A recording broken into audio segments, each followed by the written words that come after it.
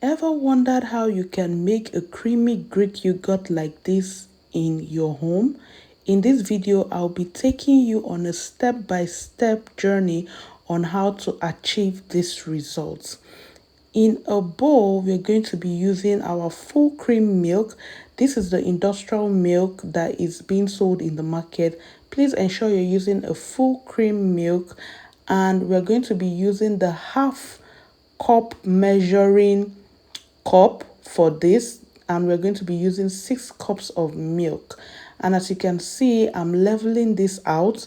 This way you are sure of the measurement you're using, and it will also determine the water that you'll be using for the mix. So this is our 6th cup. If at this point you are yet to subscribe, please hit that subscribe button so that we can reach more people. And for this 6 cups of milk, we're going to be using 12 cups of water. That is 2 cups of water per a cup of milk. And for that 12 cups of water, 1/3 of the water, which is 4 cups, will be room temperature water. This will be used to dissolve the milk first before going in with hot boiling water.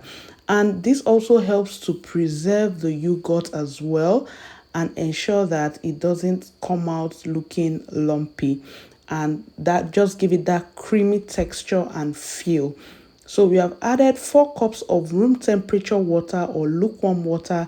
We're going to give that a good mix. You want to turn that carefully to dissolve as much milk as possible. And once you're done with that, for it to still give you that dissolved look, we're going to be sieving this particular batch before going in with the hot boiling water.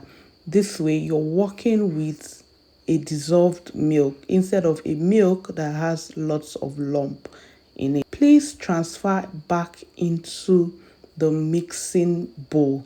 Now we're going to be going in with our hot boiling water. Remember, we used 4 cups of water for at the room temperature to dissolve the milk.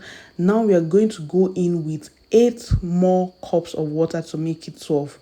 Let me also state that I had to dissolve more milk. That's 1 cup of milk. I added 1 cup of milk to this mixture, and then I used half room temperature water to dissolve it, then 1.5 hot boiling water to mix it up again before adding it to this batch that you are currently seeing in this video, because at some point my milk was looking small and I wanted more Greek yogurt. That was why I did that. So now we're going to allow this to cool down, not completely cool, warm temperature, and I will show you how to find out the temperature that is suitable. If you are not using a kitchen thermometer, you might want to use the hand test, but if you're using a kitchen thermometer, you might want to do 42 degrees. And now you're going to dip your hand. If you can withstand it for 10 seconds, then you know that your milk is warm or is at the temperature where the culture will be activated. And please, if you're going to use your hand, make sure it is properly washed. And as you notice, mine, I'm not using the tip of my fingers because I fix nails. And this is the culture I used. This, you can use a live culture from any store-bought yogurt, but for this culture, I made the previous batch of yogurt I made. That was where I preserved this, and I left it in the fridge. When I was about to use it, I brought it out and allowed it to thaw. You don't want to put cold culture in your yogurt because you're trying to get a warm temperature. So once that is done, you don't put the culture directly into the milk. You want to use a part of the milk to dissolve the culture before pouring it in, and then you have the mix, the culture. This will help it activate. You don't want your milk too hot, which is why we did the finger test or the hand test, okay? Because if the milk is still very hot, it might kill the good bacteria that would activate the culture inside the milk mix to create the yogurt. So you want to seal that up properly and leave it warm. In order to achieve the warmth that will help in the incubation process, I'm going to be wrapping this in multiple clothes. As you can see, this is the second layer. I first used a light blanket, then I went on to use a towel, and next I'm going to use another towel, 3 clothes, before putting it into a nylon. Now you can skip this process, especially if you have an oven. What you need to do is to use a nylon and just one towel over it and put it in your oven. The light can be on, but do not turn on the oven.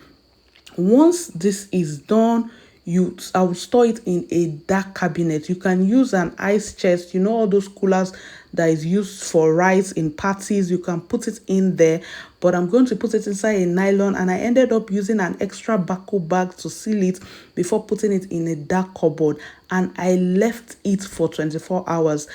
Some people might tell you, oh, try 12 hours or 8 hours. I've tried 8 hours and it didn't turn out well. So I left it for 24 hours and I have been impressed with the results. This is my second time leaving it for 24 hours and I got the results that you are seeing now. Look at how lush it looks and smooth and creamy. So you can even mix it at this point and just put it in the freezer or the fridge and it will get thicker. You can actually store this particular recipe because of the process we use. You can store it in the freezer, and when you want to use it, you just bring it out and allow it to thaw and it will still become creamy. Now if you want to make a Greek yogurt, don't be tempted to turn this particular yogurt as it is now. You want to put it into a cheesecloth just so that you can strain out the whey. If you are yet to subscribe, what are you waiting for? Please hit the subscribe button. Like I said earlier, you can get culture from a store using you already made yogurt or a store-bought yogurt that has live culture, or you can make yours. I use the Yogoumet sachets culture or yogurt starter to make the first batch that I used to also multiply this yogurt with the culture that you saw earlier. Now our yogurt is ready and it was in the fridge for about 3 to 4 hours. As you can see, look at how creamy and lush it looks. You can still use this for another yogurt and keep making more yogurt, but ensure you don't put sugar to sweeten it if you're going to use this as a culture for the next batch of Greek yogurt you will be making. And there you have it, easy peasy recipe. And remember to like, subscribe, leave a comment,